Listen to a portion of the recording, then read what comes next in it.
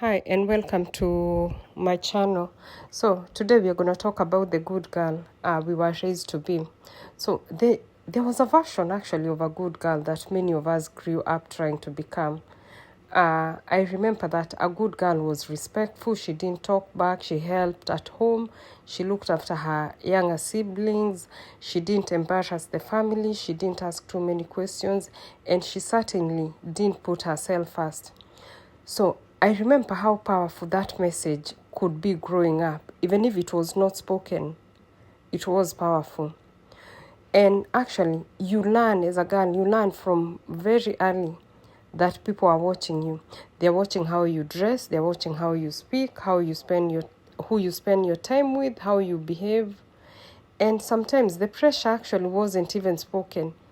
You just understood it. You know those unwritten rules. So as girls, we were often expected to carry responsibility very early. Help with the housework, look after the children, be polite, be accommodating. Actually, and also don't complain. And somehow you're expected to do a lot of these while still being a child yourself. So now I look at the younger generation and I see something different. So girls are more willing to say no, I don't want to. That's not fair. Why? And sometimes I think, wow, we would never have dared to even ask anything, even if you knew you were being oppressed. But then I ask myself, is that really a bad thing? Maybe we shouldn't teach girls to be good. Maybe we should teach them to be kind, respectful, responsible, but also confident, independent, and be able to protect their own boundaries. Because there's a difference between being respectful and being afraid to speak. There's also a difference between being helpful and being responsible for everyone.